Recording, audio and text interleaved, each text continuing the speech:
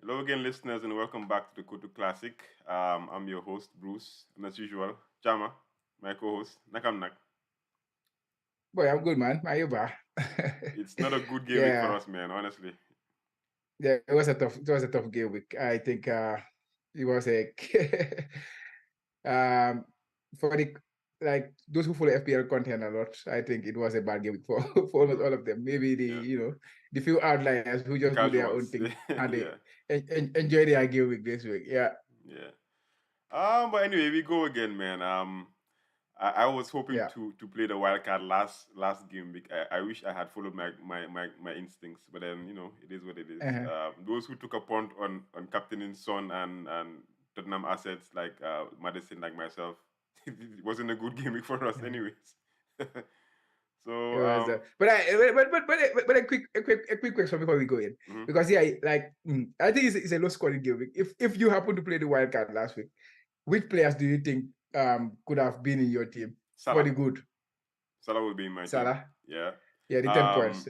Even though Mbomo didn't do well, but he would be my team. Some Newcastle assets like Diaby was going to be in my team too. Uh-huh. So I'm Yeah, definitely yeah, sure he I did was going well. to get about 60 points plus. 60 I didn't points, 60 calculate it, but I points. just Yeah, knew, yeah, some of those players that you want in your team at this point yeah, would be there. yeah. Yeah. It's So much better than then yeah, the the 26 points. Yeah, no, definitely. Yeah, mm, that's what I was thinking. But definitely. it's still fine. I feel like if I need to play it, because when I looked at my team, I think we'll discuss that later. My wildcard draft, I needed to make Yeah. like a few changes. But I was like, okay, let me just Mhm. delay it because my team looked good. They had good fixtures, but then just not delivering, man. So I think that that is the biggest problem this season. Like almost every other week, your team will look good look because good. you will have Yeah, good players. yeah. Yeah, but at the end of the day, the points don't, Don't does come. not Yep, like yep. a good looking team does not necessarily translate to good points Hmm. in the game. So, there are many options. So, like, yeah, it's gonna be a very very difficult season in terms of getting rid of good players in your Hmm. team and then bringing in another good player, which is gonna be like the braver people will, I think they will enjoy this season more, because they're gonna, sometimes they will see that this player is having a very nice fixture, but it just No, made better sense, or it made more sense to move to the other player, and then they do it. So those kind of managers, I think this is the season for them. Yeah, I think so. I feel like it's more of a form type of season. Because no, Mm-hmm. usually FPL, if you're planning, you plan according to the fixtures, right? So most of the Yeah. players that we have, the fixtures are very good for them, but they're not delivering, so they're not on form. Mm-hmm. So the ones that are on form right now are the ones that are delivering. Even though the one hit wonders like the Suns, people brought them in, but Yeah. yeah, some players are ticking along. Let's just discuss some of the results for Game Week 5. Mm-hmm. I think you guys against Wolves, I had no doubt that you guys were going to beat them. Definitely, I think Wolves they have a lot of their finishing is not the best, honestly. Even against us, Yeah, that's we when I struggle. realized. Yeah, We struggle, I think. but you Yeah, struggled they against could them. have scored. Yeah, they could Yeah, have the scored. first They could half have scored. was Yeah, they could have scored. the first half. The first half would have been way more than 1-0. It ended Yeah. with. But then after the first half, yeah, the only way was Liverpool to come and dominate that game, and Yeah. that's how it happened. With the Liverpool bench now, surprisingly, the bench looks very good, and we are talking about the season being extended with more added time and stuff like that. Mm-hmm. It's gonna be good for the teams with depth, With depth, yeah, and definitely. Liverpool is one of those teams. Yeah, and I think that was the issue with Wolves. They played very good game, because Liverpool did not score until the second goal. I mean, they didn't score until the 83rd minute, and then by then you can see the Wolves players falling with cramps and here and there. They Oh, you were were tired, they tired. were Yeah, knackered, yeah. and I think that contributed to why Liverpool won that game. But also, of course, the tactics and the players that came on, they caused them to tire out, and it's going to be a very interesting season for those kind of teams. I think teams that can last longer. Yeah, Mm. so depth is very important, in my opinion, this season. Yeah, and also we saw Tottenham, which was the game that everybody was thinking that they're going to smash Sheffield United, and people were doing some last minute transfers to bring in Tottenham assets Mm, because Son scored a hat trick the game week before, so he was the man to yeah. get. If you watch all the FPL content on YouTube, it's like, oh, get Son, captain him. So I was like, okay, Mm, I get Son because he did this last season, right? He had a hat trick in one of yeah. those games. I'm not saying he's not a good player. He's a good player, but I think he should be mindful because he can be a streaky player, But like you said, the game week before where he scored the hat trick, it was a tailor-made game for him. There was a lot of space in behind the defense, and he has a lot of space to run in, and he's very good when he has the space. But this game, they didn't give him any space, so he struggled. Yeah. So when somebody who had a very good hold-up play like Richarlison came on, you saw the difference he made. Scored a goal and gave an assist. So. Yeah, I mean, it was just unfortunate. I think you called this one out in our previous episode, or I think during our chat, that you said that he's going to have a tough time in this game, and you were right. So yeah. And then went against it, but definitely, like I tell you earlier, I think since the season started, I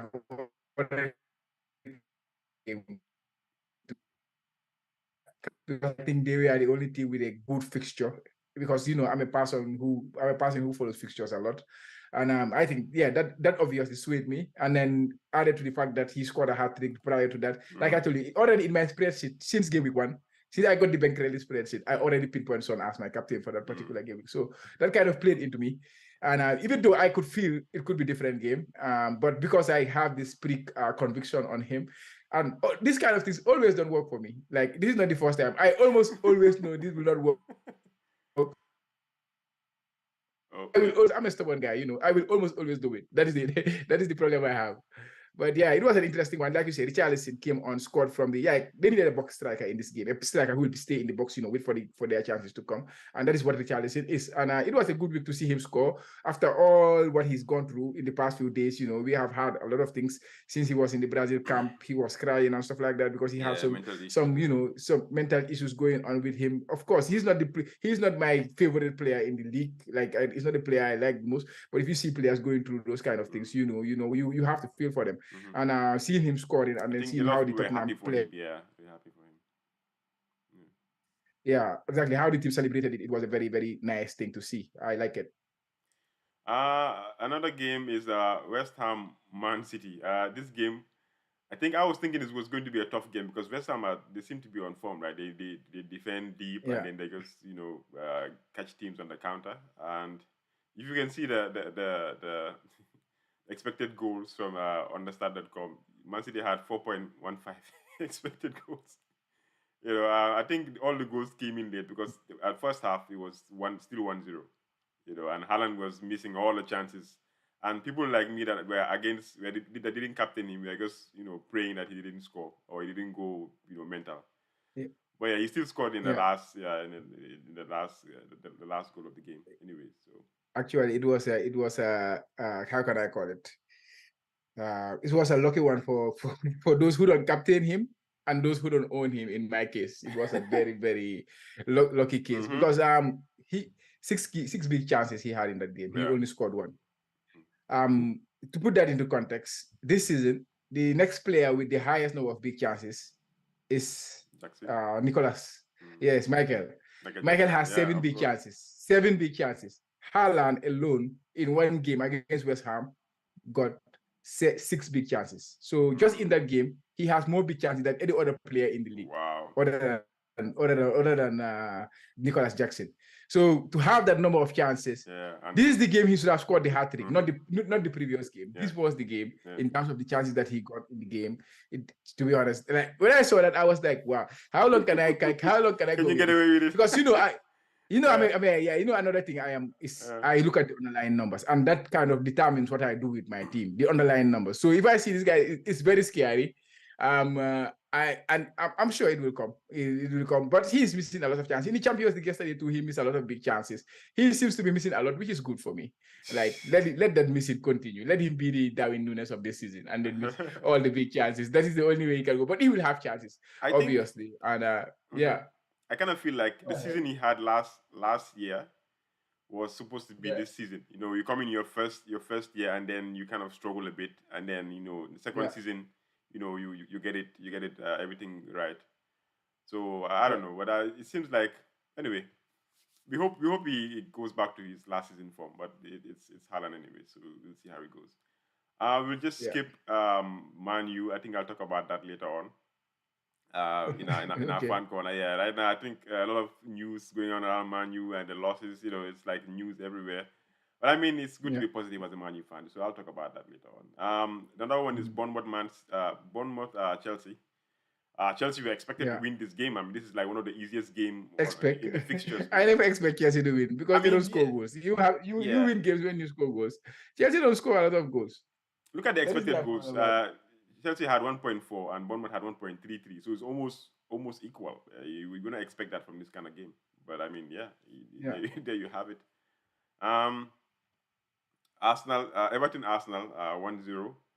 I did not watch this game, but people were saying that Everton didn't do well, like last season where I think they beat Arsenal at home. So I don't know what to make of this result anyway. Arsenal, I feel like they are just grinding out results, even though they're performing well, but they're not on form. So it'll be interesting to see what happens when they go on form. Yeah. Any other fixture that you wanted to talk about before we move on, Chama? I think those were Arsenal. Those are the games that we wanted to talk about. Of course, Manchester. I did not know anything about the Luton and the Fulham game. I did not watch it, unfortunately. Crystal Palace and Aston Villa was interesting because it was also another game where a team comes from behind. This week was a week of coming from behind. I think almost all the teams came from behind, but it was an interesting week of games. But like you say, I think we will talk more about the United game. And a little bit of Liverpool, maybe, when we talk about it, when we're in our fan corner. So, Okay, so moving on to our talking points for this game week. We have a few. First things first, I think I was going to talk about this in the fan corner, but anyways, let's just give a few thoughts on it. Brighton have got ManU's number. I mean, if you can look at it this way, last season they gave us 4-0. This season they gave us 3-1 at home. So, I mean, both those results at home. Even last season, I think they beat us twice because at away, they gave us 1-0, if I can remember correctly. It just happens that this is the best time to play ManU because there are a lot of things going on in the club that are wrong. A lot of controversy, a lot of problems coming up. It's like, it's reminiscent of what's happening when a manager is about to get sacked because we all know all these leaks keep coming out and everything else just seems to go wrong. And, we are not the best team when it comes to mental strength, when it comes to just putting our head down and just playing the game, I think what happened to us this season is the same thing that happened to you guys last season, where you guys were tired from playing all those games the previous season, and then you came back and then you had a very slow start last season. So I think I can say the same thing for what's happening to us. And Brighton, people underestimate them, but I feel like they might be one of the best teams. The way they play football, it doesn't matter who they play. They always go out and play the way they're supposed to play. And it's like they've been drilled so much that they understand what they're supposed to do. Because apparently, we played a very good 20 minutes of the game, with our diamond in the midfield, and we did well. But then once, Brighton moved the formation and moved their fullbacks up, and then all of a sudden, it seems like the game was open again. The Brighton they barely even got out of second gear. They were just chilling, it's relaxing, and they scored. They could have scored more. Every time they attacked, it seemed like they could score. So I mean, I think it's a good team. It's one of the teams that I enjoy watching, to be honest. Like it's just good to watch Brighton play. Yeah. Salah returns again. So 5 games, 5 returns. What are your thoughts on your player? So, I think he's been exceptional. He's doing very well. But let me just add one more thing on Brighton before I go to Salah. I think this is the fourth game in a row they are beating United. That's why I think I captioned it like that. Brighton got beat because if I watch Brighton play against Manchester United, like it's not a surprise that Brighton is winning against Manchester, even at Old Trafford. Usually it will be a surprise when Brighton go to any big team and then be winning. But when they go to United and they win, it's not really a surprise because of the way they play. Whenever they play United, I think, or even Liverpool last season at some stage last season, like you tend to think that there is one well-coached team and there is a very poorly coached team in the opposition because the way they are very well drilled. If they are coach play against if they play against any manager who is not ready for it, they're gonna slaughter you. And that's what they did. Like they made the game look so easy. against United, it went 3-0. They had Antofagasta come in. It could have been even more. But yeah, also another thing, I think Man United too, the goalkeeper too, his shot stopping like is overrated a little bit. I don't know if it is too high to say that, but he's a very good keeper, I think. The third goal, he should have saved that one. Like, at least he should have get to the ball. Onana, at least. But yeah, it's like you say, I'm also very excited to watch Brighton team. And if you see the team that played that day, it was it's a second string team. Yeah, that's what I'm saying. Yeah, and then it was still that easy. Lamptey was like the man of the match. I feel he was so good. I feel like it could have been better in terms of ManU the way you play. Number one, we are struggling with our own formation that the coach wants to play. The best, I don't know what they call it, transitional team in the country. Last season, after the first two bad results that we had, you understand, he had to change and actually make sure that he plays a football that the team is capable of playing, because he didn't have the players to play what he wanted to play. So that worked in our favor. Now, we played a lot of football last season. Those players are tired. Number one, that's why we have all these injuries. We have 11 injuries right now. Like not 11 injuries. We have about 9. 2 of those players, obviously, they have issues. One of them has been training with the under 21s. The other one is out. But we have 9 injuries, and we keep having more. So the whole different back line probably is just Martinez. And I feel like even Martinez, he's playing, but he's not fit. And I think he's still carrying a bit of a knock. So the confidence is not there. So and then now you want to play Brighton, who normally is a difficult fixture for you, even when you have your full 11. So obviously, it's only going to go one way. You're gonna be definitely. Yeah. Okay, let's move on to Liverpool with Salah. I think of course, FPL wise, he's going under not necessarily under the radar, but he's not the fear factor that he used to have, which is very understandable because we have Haaland.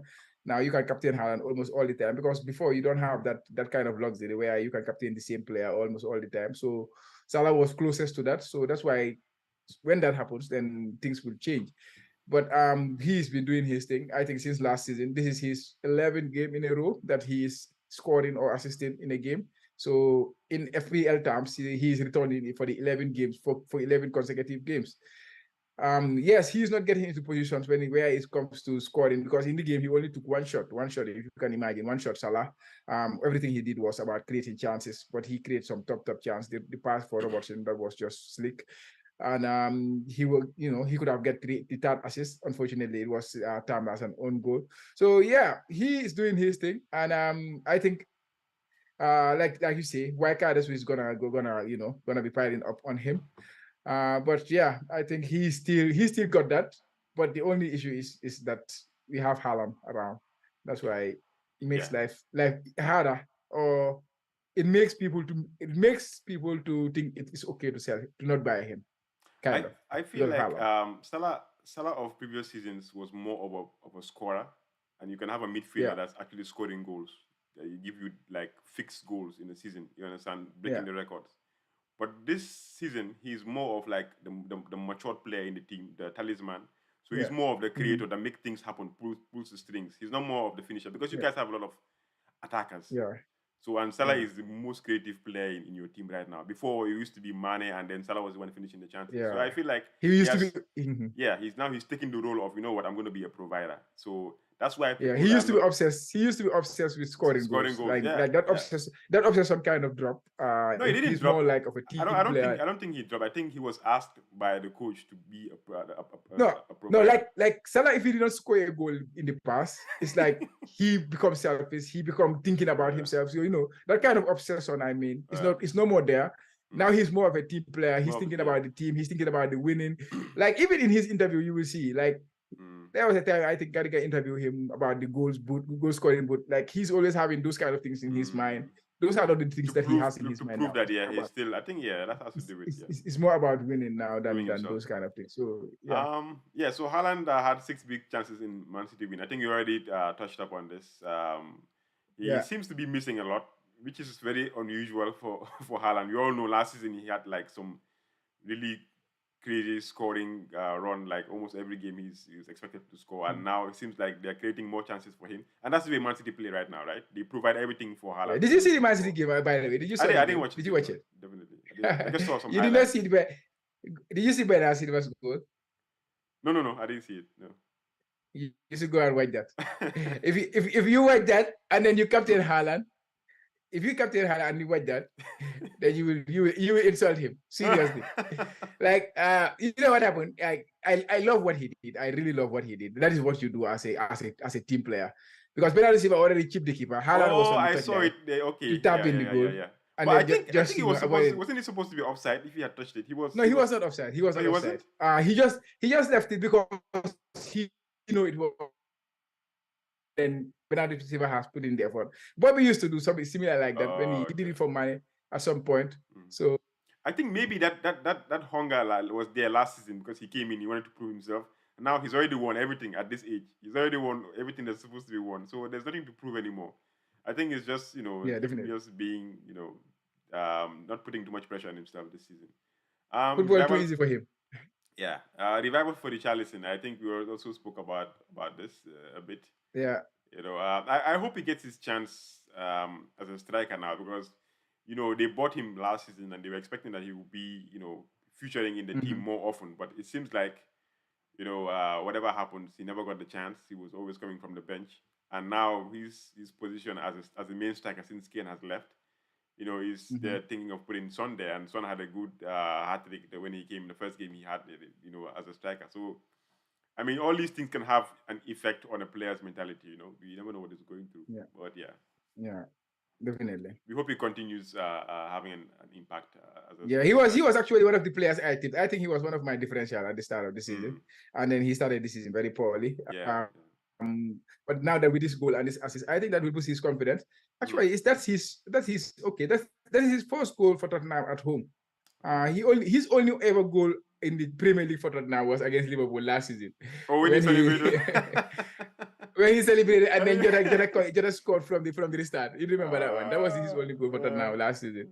Actually, he's that player. If you listen to this podcast, what's it called? Footballers Podcast on BBC. You never listen to it? No. It's this Callum Wilson, Mikel Antonio, those kind of players. Every week they have a podcast. They're talking about the games in week and they have banter and stuff like that. Yeah, they spoke about Richarlison. Actually, Callum said he was playing against he had a fight with Richarlison in the game. Oh, really? And then the fans were booing Richarlison, their own fans, and then they turned up booing him. So he was like you boo your own player, and now I have a fight with that player, and then you start booing me. But that's not the point I wanted to say about Richarlison. Last season, I think he had 3 yellow cards. They also mentioned it in the podcast. He had 3 yellow cards before he scored his goal. About that. But all the yellow cards he got them for celebrating taking off his shirt and then the goal overturned for the VAR, no goal. He did that 3 times or 2 times last season. Seriously. Oh, man. He's a funny guy. I like him though. But yeah, he's a crazy guy. So Chelsea continue his fire. I think Chelsea are lucky because ManU is also going through a very poor phase. That's why people are not really concentrating on how badly Chelsea is doing for 1 billion assembled team. You know what I'm saying? Like I think they're going under the radar and not getting as much scrutiny as they're supposed to get. But yeah, they continue his fire. Michael Jackson, honestly, is just I don't know. But I think how long does he have in the Chelsea team? Not the FPL teams, but how long does he have to lead the Chelsea line? The problem is, of course, they don't have any other option. That's the problem. That's the problem right now. But I think at some point the coach is gonna have to use. Broha is coming back from injury. I think he should be back soon. But if Nkunku comes back, I'm sure definitely his position in the team will be under threat because Nkunku is more of a more established player, even though he's not a natural striker, but he can really finish. Yeah, definitely. I think once Nkunku and Broha comes back, then he should definitely sit up and start scoring the goals. Trossard, the savior for Arsenal. I saw the goal, man. It was a really nice goal. I heard he had a very good game because he came in for Martinelli. Martinelli scored. Martinelli. That was a very surprising one for me. I didn't thought they would overrule that one, but that was a new lesson for me from the offside point of view. Yeah. Did you saw the goal, right? The Martinelli goal rule for offside. I didn't see it. I just saw when You he didn't see went it. when he made It was a funny, it was a strange one. I think what is it? Gabriel was passing the ball to his other center back partner, and then the ball deflected off the striker and then go the other direction. So then Gabriel, who was this Arsenal striker, and Ketia was coming off from an offside position, get the ball, and then play to Rice, I think, and then Rice played to Gabriel Martinelli. Martinelli scored from it. Then they played the offside. But yeah, I understand why. So it was an offside for the other for the opposing team. Yeah, no, actually, the opposite striker over there, because the two, like for example, the two defenders are passing the ball like in horizontal direction, understand, of the pitch, like laterally passing each other, not vertical, not going vertical up top, and then the defender deflected of the defender and then go to the other direction, like a header, like headed ball, deflect the other side, and then Ketia was coming off from an offside position. He got the ball from an offside position. Yeah. So it was called an offside. I thought because the pass was not meant for Nketiah, man. That was my analysis of that. But in the end, it doesn't matter as long as you don't have control of the ball, as long as the opponents don't have control of the ball, it's considered a deflection, kind of. This is rules, man. Honestly, I don't even bother myself anymore. Burnley and Luton double game week imminent. So Luton, they have Everton and Burnley in game week 7, and then Burnley they have Newcastle and Luton in the same game week 7. I don't think people are really looking at their assets right now because any assets most people likely have for these two teams might be like a bench fodder. People like some obviously bench fodder. But which options would you look at in these two teams since they have a double game week? I'm sure it would have been different if it was like Man City or Liverpool having a double game week. Yeah. Definitely. I was looking at their teams and their players because I honestly don't watch their games. Only I watched maybe few of their games. They lost against Tottenham. That was 3 o'clock kickoff, so I could not watch the game. I was watching other games. Luton likewise. So, but when I just check their numbers and stuff like that, underlying numbers and things like that. The players that came to, of course, the striker Morrison. He's on penalties for Luton. He scored a couple of goals, I think, so far this season. So he's a player, of course, people are thinking about, and because that game is a kind of a balanced game between the two of them, so you will back the strikers of either teams to do well. So Morrison is one of them. But also at Luton, since they have the better fixtures, they have one fixture at home and then the other one away from home, and the fixtures are better in terms of the teams that they are playing against. So they are the teams I'm more interested in. If you look at their defense is looking quite interesting. It's looking quite fixed. Like center backs, they play 3 at the back usually, and there are 3 center backs. What's his name again? I think it's Beya or something. What's his name again? I forget the name. But the other one, and Kabore, they got loan from Man City. I think he's a very interesting one. So far this season, he already created 3 big chances. So in terms of creativity, I knew he was a creative player before he came, because he was on loan somewhere, and people were talking about him preseason. Kabore. So I actually started the season with him in my team as my bench fodder. So I was checking his numbers. He have not created any assists so far, but he has already created 3 big chances in the league. So he's in the top 10 players for big chances created, for example. So if you compare all the players in the league, he's in the top 10. So if you are going for a defender at Luton with a double game week, I think about it at 4 million. There is nothing to lose. He's going to be a bench fodder at the end of the day. So he's a player that I pinpoint as the one I would pick if I was gonna, take a punt on them. Okay. I think for me, Morris, to be honest, I think Morris is the one that people are talking about, but because as a striker, but still his numbers as a striker doesn't even, at 5.5, I don't think it tells well, or it's like something to be, excited about. But still, it's still a double game week, and you want to have at least 1 or 2 assets just to cover the double game weeks for one of those teams. Okay, so yes. Jumping straight into game week 5 results. It was terrible, man. It wasn't good at all. I had 26 points. I took a punt to Captain Madison and he got a yellow card. So he ended up with 1 point times 2. So it was 2 solid points from Madison as my captain. So Turner got 2 points, even though he had a better fixture. I was thinking that he was gonna keep a clean sheet in this game. Apparently they considered first, so I don't even know, man. Honestly. So 2 points from him. Chilwell 0 points. Bayer 3 points.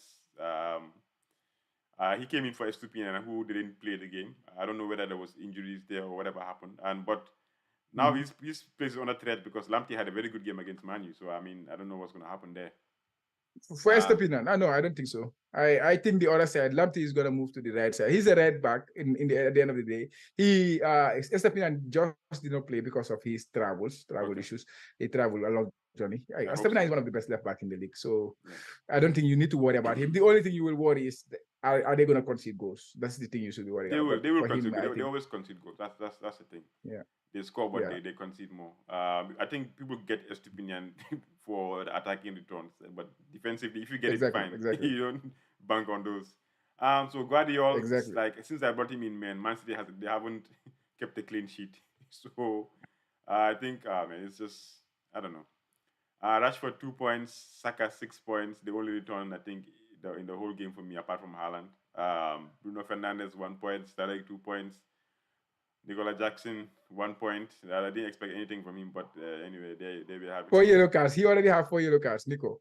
So he's not scoring. He's taking yellow cards. 2 points. He's giving us 1 point, and then he only gave more than 1 point in one game this season. Out of 5 started, he only gave more than one once. Giving you away, and then you have, and then you have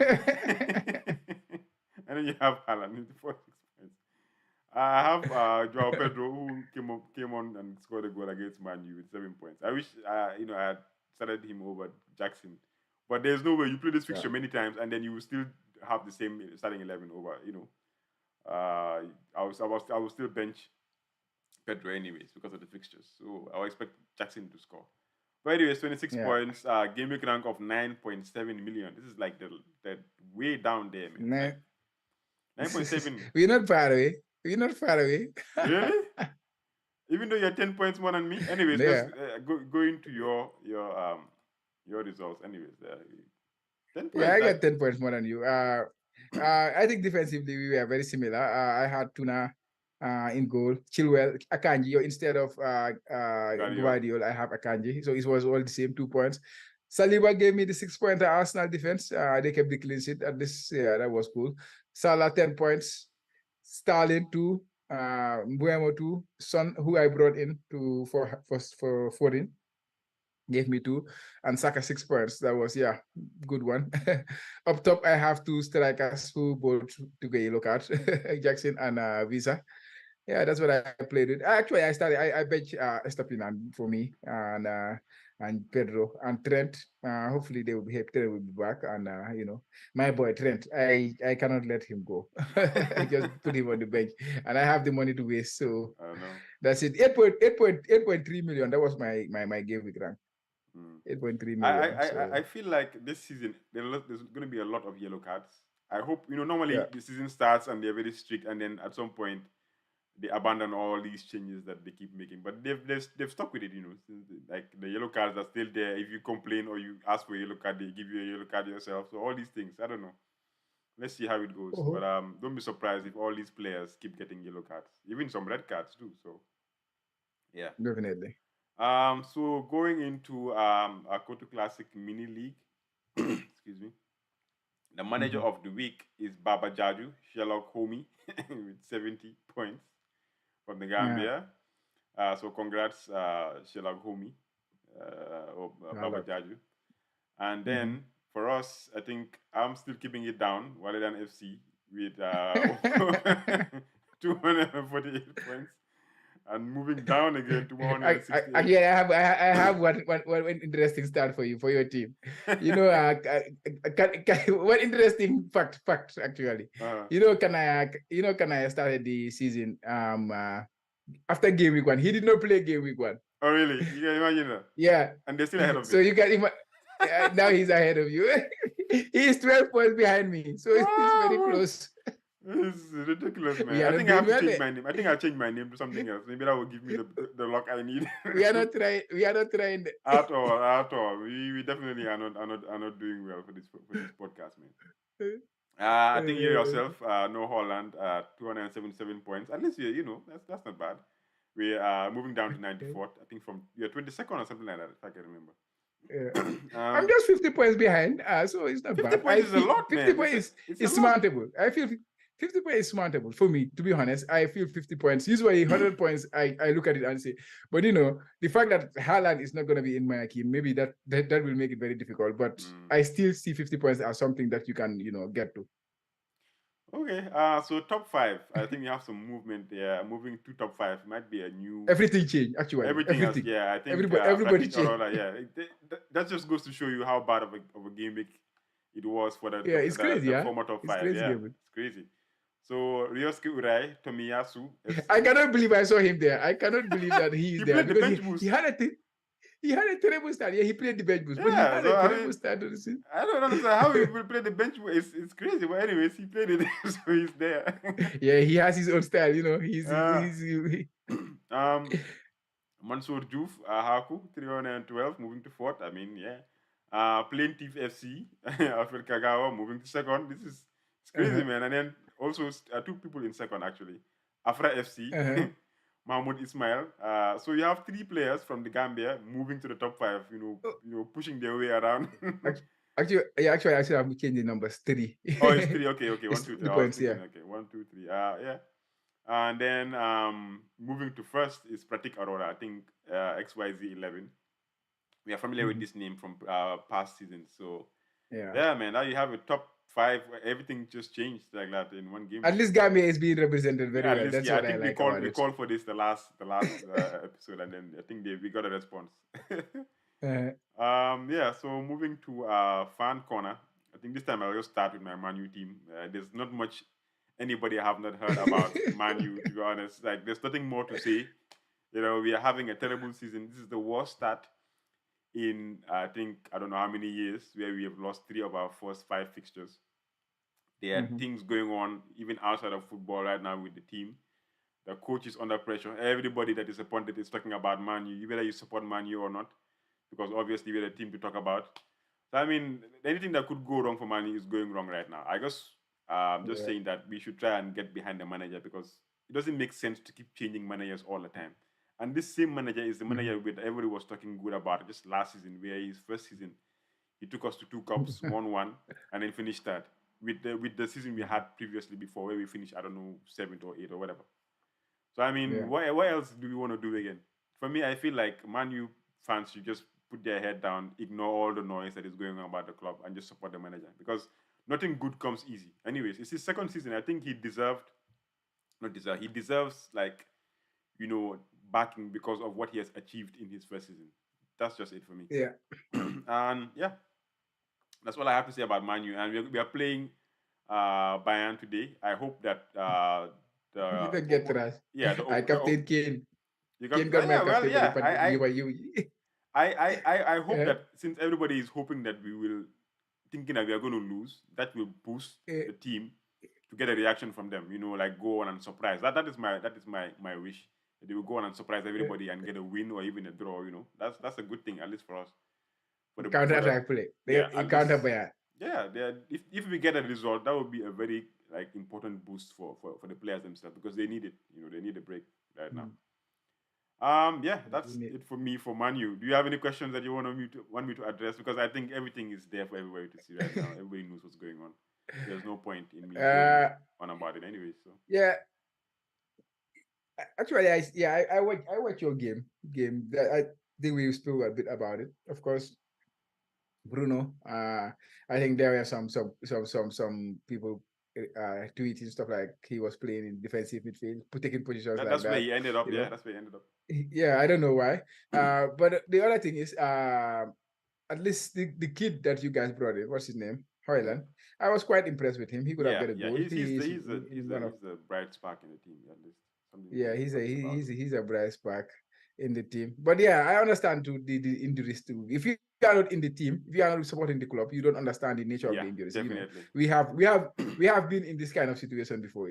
Unless you are like a diehard fan of the club, and then you follow everything that they do, you understand the scale of the injury. And I know from outside, I can tell that the injury is quite impactful. I think you mentioned that Martinez, he's playing with like I not feel being there's 100% something not fit. right with him. He's not the Yeah, same because he player had as last issue. season. He had issue before the against Arsenal. He had an issue. Then he went to Argentina. He did not actually play, and then he's back. He's playing again because there is no other option for Man United to use, because now you cannot use Johnny Evans. I don't know if he's fit. If he's actually fit, Johnny Evans. I don't know why Man United brought Johnny He's Evans. fit, And but Johnny Evans he hasn't played like while, man, and he's 35 now, and I don't know.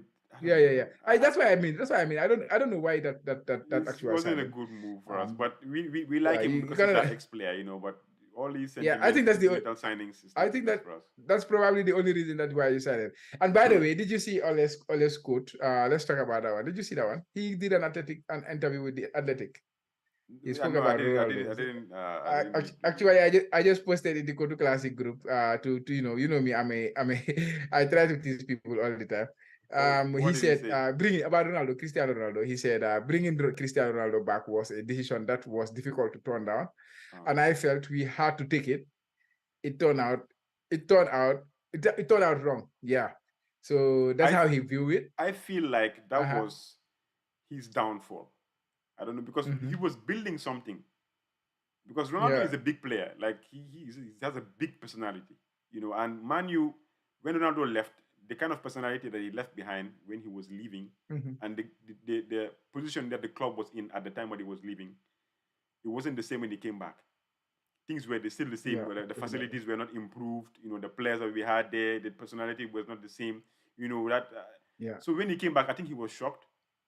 And number two, if you bring a big personality like Ronaldo into your club, and the players cannot accept it, some of these new players that we have, they need to be coaxed, they need to be paid, their hands to be Mm-hmm. held in a certain type of way. Ronaldo, if he comes in, he's a big player. He has a big personality. He's going to say it, call it like it is. So if you're building a young team, Yeah. a player like Ronaldo, I don't think he can either go either way. It's either he helps them, or he kind of beats down their confidence. And it's not his fault. That's just the way he is. He's a big player. He's one of the legends of the game. Yeah, definitely. So I think Yeah. he shouldn't have brought Ronaldo in at the time, Yeah. or that stage of the development of the team at the time. So Yeah. So that's how I call it out the United fans. I tell them to come I think so. confession Yeah. time. Confession time. Come on, confess you. Okay. So moving to your team, you guys are bigging Yeah. up your new transfer, your guy. What's your thought on him before I say anything? I mean, I didn't know he had the fastest speed this season so far. 36, that's fast. I didn't expect him. He's not a fast type of player, right? You guys didn't buy him for his speed, no? Yeah. So it's No, it's not actually his pace. It's not actually about his pace. It's just like, yeah, it's just a he's doing the surprise work, right? player. Like, He's doing the yeah, job. yeah. He's doing what he's supposed to Yeah. be doing, even though playing out of position as like a central midfielder, which is not his place. But he's doing a job for you guys. But I feel like he is a new signing, which that's what happens. After every season, you need to bring in new players in, because they come in with their own type of energy and their kind of aura in the team. And when the players that are there in the team, when they see a new player comes in, it kind of reinvigorates them. You know what I mean? But for us, we're just unfortunate. We have new players in, but even those players are injured. so it doesn't make any difference for us anyways. But I think having new players in, like this type of player that you have, it elevates the team. So yeah, it's a good signing for you guys. Yeah, we are, to be honest, I think every Liverpool fan is really excited to have him in the club, and pleasantly surprised, because for me personally, I did not know what to expect from him. Just like when we signed Gakpo, I did not know what to expect. He came in and took the number 8. That was the first red flag I had for him. Why did you take number 8? You should have been the number 10. I would have loved McAllister to take the number 8, and then Szoboszlai take the number 10. Then I would have been happy with that, because I think Szoboszlai is more of a number 10 and stuff like that, But then the way this guy plays, the energy that he brought into the team, like 57.7 kilometers covered. He's covered the most distance in the league so far this season. More than any player playing in the Premier League, he has covered more distance than them. And then not just that, he can also play the game at the pace that he likes. He can slow down the game. He's playing the midfield, like he's making things look so easy. I don't know if you have been watching Liverpool games or stuff like that. I haven't. But yeah. Yeah, like he is super, super exciting player to watch. When he take a shot, you like it. When he cross the ball, like everything he does it with class. And not just that, like I say, you see him with the energy he puts in, the work he put in. His work rate is exceptional. It's compared to, I did not expect that. And now this last game week, there was this, counter attack that Wolves had, and then he busted, and then he covered this 36.76. This is the second highest speed that has been covered in the Premier League since they started recording. Only Kyle Walker has recorded a faster speed than this. That's what I'm saying. And this is a player who can very play fast. Yeah, this is fast. Like I don't. Yeah, it's super fast. It doesn't feel he was exactly. He's not like that player. He's not a fast player. No, actually, when I watch, when I watch his video analysis before the start of the season, all they say was, okay, he's not the fastest player, but don't underestimate his speed. Like that kind of player. Where in the Bundesliga, I think he covered about 35 point something kilometers per hour, and that was about top 30 in the league, which was respectable for a midfielder and a big guy. But to come to the league and then within 5 games, covering this kind of speed and then working this hard, playing the game at his own pace with flyer and all those kind of things. No wonder he's the player of the month for Liverpool in August, and rightly so. He has been pleasantly surprised for me the way he has played in that midfield. You know where he ended up playing against Wolves? The position? Can you guess? Because you didn't watch the game. Defense. He ended up playing as the defensive midfielder, second half. Because first half, we started with Jones, and McAllister was playing in the defensive area. But McAllister was legs were gone because he played in Bolivia, high altitude. Kind of affected him. He got the yellow card in the second minute. For halftime, club took him off and then moved with Szoboszlai into the midfield. That was what won Liverpool the game. He completely controlled the game in defensive midfield. Him and Jones kind of playing the 6-6. Like, I was so surprised. Like, so that means is he better off as a defensive midfielder then, or than actually the Hungarian coach say that he is he can play defensive midfield, and then the one of my most trusted analysts, the Liverpool analyst who analyzed Liverpool, like analyzing Anfield. There's a podcast I listen to. It's called Analyzing Anfield. They talk about Liverpool stuff and then look at it in a very analytical point of view.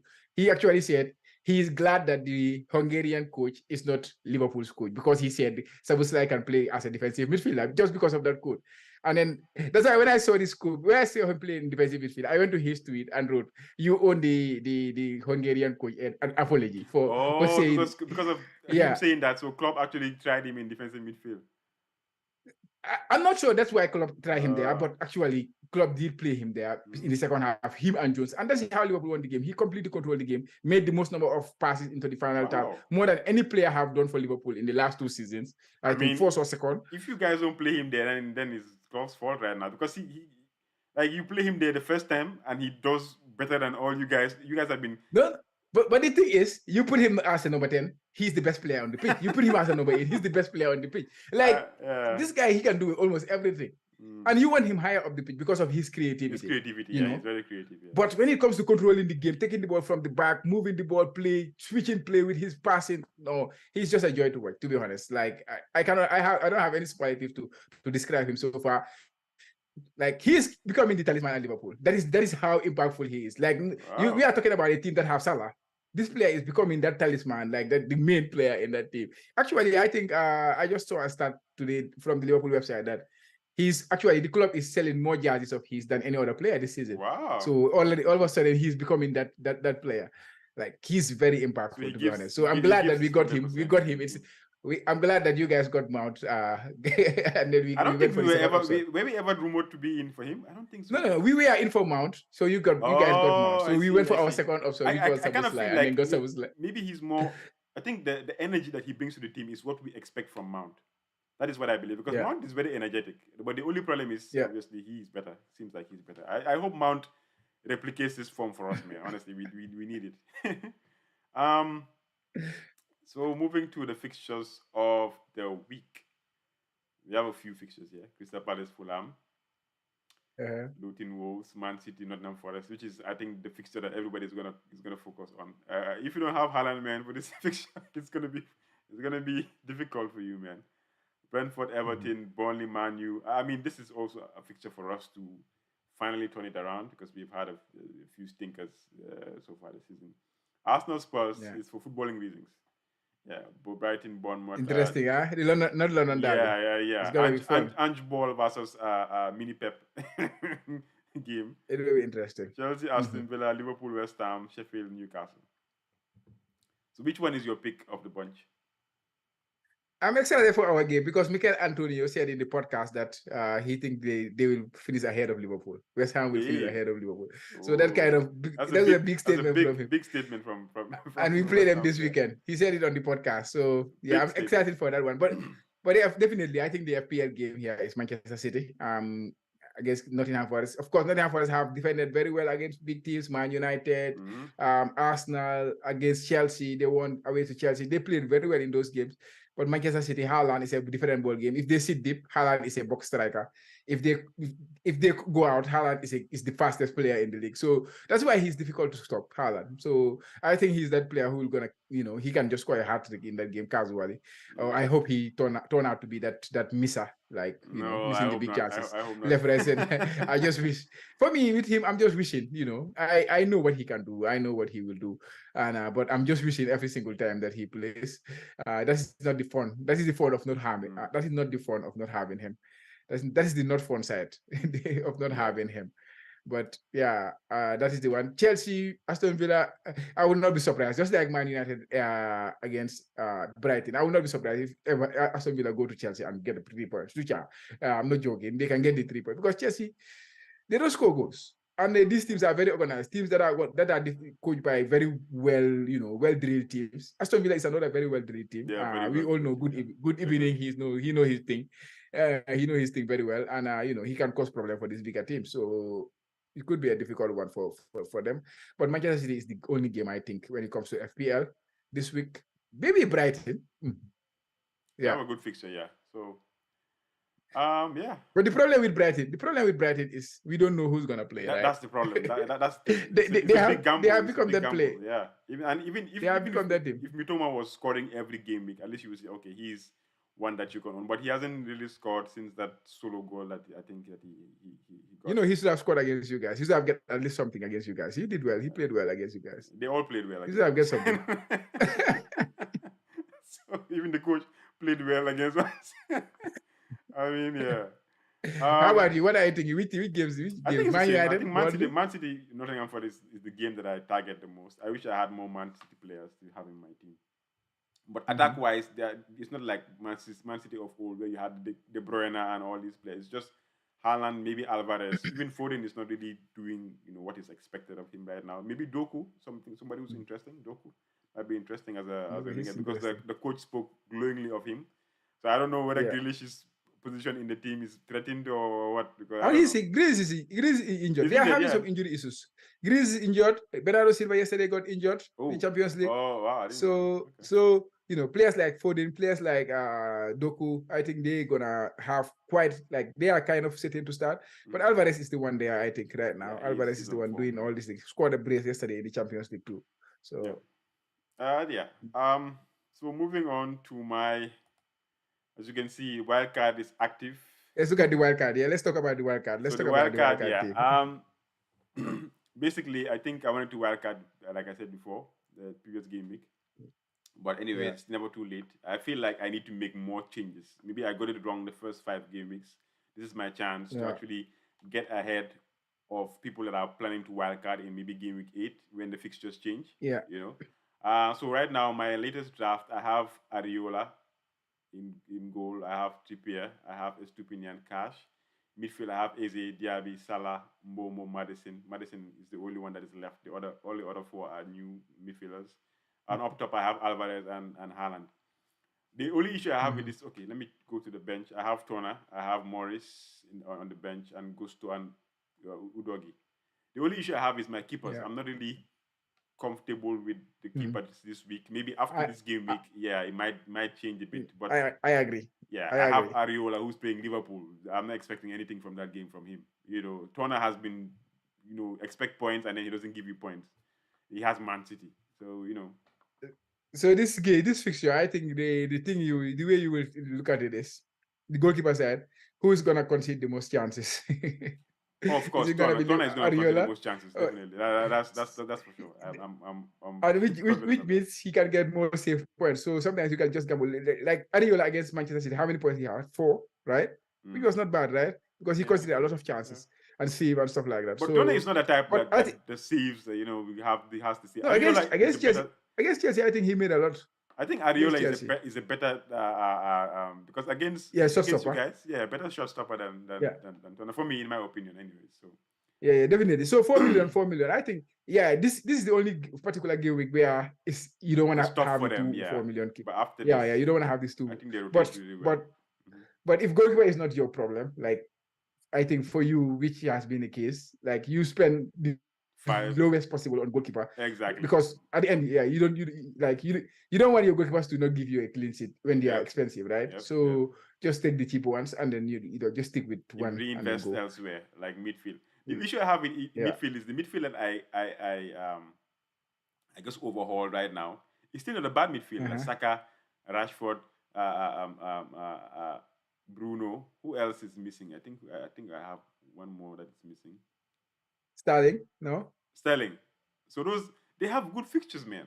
And the funny This thing is, this is what I'm telling you. yeah, This is what I'm telling you. the funny thing is, you might go in the next game week, like they have good fixtures this game And week, and then they bang. and then they bang, and you're wondering, what did I even do? Yeah. But at least I'm That, looking at the next, few game weeks. From I think I was looking at game week 6 to 11, and these are the ones that actually come out on top for the best fixtures. Apart from this game week, where like Madison has Arsenal, and the next game week is Liverpool. But apart from that, they have very good game weeks after that. Brentford also, they have good game weeks. Salah, we know Liverpool, the fixtures are turning for Liverpool from this point on. Anyways, Aston Villa too, the same thing. Even Crystal Palace, even they might not have, like, they might not score many goals, but Eze is their talisman, and the fixtures look good for them. So yeah. Which changes would you think? Do you think that I should be making to fine tune my wildcard team?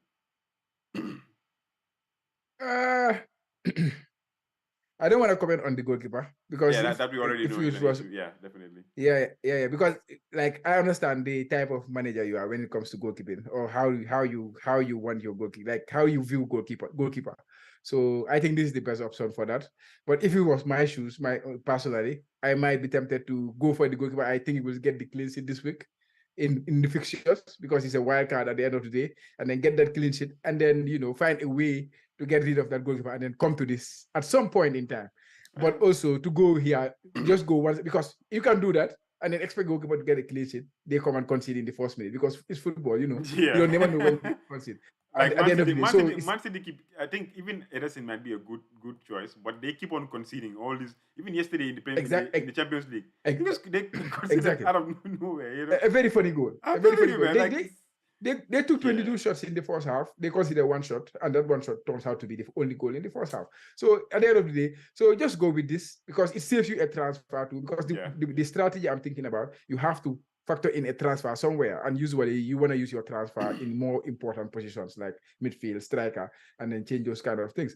But yeah, in terms of midfield, yeah, you're definitely going to leave out good midfielders. Man United fixture is good against Burnley, I think, because Burnley, the way they play, that was suited what suited Son, because that's what we said last time. Now you are having a Manchester United with Rashford two players who thrive on teams that go out and then leave space behind. Bruno is very good when it comes to passing those passes behind for Rashford, and Rashford is so good at exposing teams that go out. So they are a good pick for the Burnley fixture, especially Burnley playing at home, where they fancy themselves to go out and play.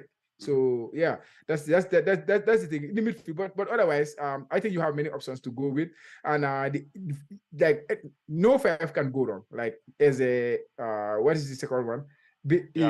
What's his name? Jabi, Salah, Mbeumo, and Madison. I think these are players that people are looking to get. Madison, almost everyone is getting him.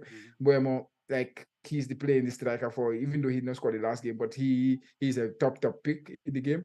Salah is Salah, and Jabi, like he's going under the radar, I think, because people are focusing on the other players. They know that is and Eze, we know what he can do, and once he hit that form, then yeah. To be honest, I don't have much to say in that defense, in that midfield. Defensively too, yeah, I think it's good with Trippier, Estepinian, and Cash. Cash is the Yeah, I one I think like. you convinced me about the two defenders, Trippier and Cash, because I Yeah. had Botman. Because I Uh-huh. think we forgot what Trippier did last season. And to be Yeah. honest, even in preseason, we spoke about how difficult their starting fixtures were going to be. Remember, we had this discussion Yeah. that, oh man, I think you shouldn't go anywhere Yeah. near Newcastle defense because they're going to have it tough in the first few game weeks. But after the fixtures turn, they have one of the best runs Yeah. right, from this point forward. And if you look at Mhm. that, the most creative player defensively is Trippier for them. So I think it makes sense to, if you want to have Botman, it's fine, but Trippier is the best of the bunch to have at If this point. possible, yeah. Yeah, Yeah. yeah, Definitely. Yeah. yeah. I think the So wildcard, I'm very happy with this wildcard team. I would see myself, having similar team if I was playing the game in a very normal setting, where yeah, Haaland is also part of the players I think about. I'm sure I will go with him and Salah if I was going that way. Yeah. definitely. Cool. So at least I'm happy. There's not many changes right now, unless there's an injury. I think I'm gonna go with this game week, for Yeah. game week 6, and this team for game week 6, and then Captain Haaland, obviously. Mhm. So looking at your game week 6 team, take us through. Yeah, I have still in goal. I was happy to see him come in against Manchester United because he was a player I started the season with. Mhm. At least this particular game week, I wanted him for Bournemouth at home, but I don't know. Deserby. Maybe he You will bench wake up him. and say, okay, I want the other goalkeeper in my goal, Yeah. like just like Arsenal are doing now. So yeah, I'm happy with him in goal. Chilwell, Akanji, and Estopinian. I've not made any transfer yet, and then I have Son. I like him for the Arsenal game because Arsenal will leave space behind and he will try writing. Son, yeah, definitely. Sterling, Wemo, Salah, and Saka. Yeah, midfield. You see, we have a very different midfield, but still, like I'm quite happy with the midfield. Like at This is least a very good I have midfield too. Yeah, definitely.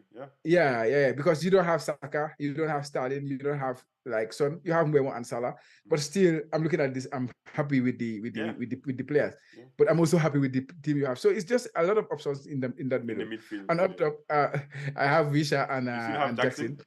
Yeah. You Yeah, I think this is the like this is the this is the final nail in the coffin. And if whatever the case, doesn't work actually out. I was thinking of getting rid of him to bring in Alvarez, Mm-hmm. and then getting rid of Stalin to bring in another midfielder who I was thinking about. Which midfielder I was thinking about? I can't forget. Man City, maybe Foden, go back to Foden. No, maybe something like that. Yeah, just thinking about another midfielder. Yeah, but I can just go with this and then save my transfer and then see what happens next week. Then go for it. But I really want Alvarez in my team. Yeah. I can get him by just selling Jackson once and for all. But I kind of have a feeling about Jackson, which will not happen, Well, Michael, because we'll he has the big chances. He has the big chances, which is the XG, which I usually follow when it comes to making my decision. So he has them, but he's not just scoring. that's the problem. Yeah. Yeah. So that concludes game week 6 preview. Um, Mhm. so thank you guys for joining us, of course, supporting the pod. We are the Kotu Classic. So check out the Jollof Football Banterbar, man. We have more Gambian stuff on there for you. I think. Do you have any new stuff there? I think I saw the discussion about the team, the Gambian team, right? About Yeah, them we them had some making new stuff. the We yeah. did the Gambia football show last week, and then there are some monetary issues going on, finances. Oh Jay boy. has made some top videos on those kind of things. Oh boy. Gambian football and money is the main talking African point in football Gambia. and money. Yeah, So everything is about money. yeah. So I think they introduced this sports levy where they wanted to charge the DSM operators about some percentage of their calls and then save that money, which would have raised around $200 million every year to football. But that money, they have done it for 3 years, 4 years. Nobody know where that money is. So Kia was talking about that, those kind of things on the Jollof Football Bandaba. And yeah, we are coming with big things, especially there. The African Cup of Nations will be coming soon. Mm-hmm. The World Cup qualifiers will be coming soon. So there are some plans on the pipeline, and yeah, let them just keep watching out for stuff on the Jollof Football Bantaba, and of course the Kotu Classic. Definitely. We have a lot of football things to talk about, and you never know. Maybe when I start my, leave, you never know. I might be recording here every now and then, talking about football more, Definitely. doing the solo things here and there. Yeah. Yeah, I'm There looking you, forward. Yeah, there you have it. So thank you guys for listening as always. Wish everybody the good luck, the best of luck in this game week 6. Especially myself. I need it, man. good luck with the I wild card. know. Yeah. All right. Thank you.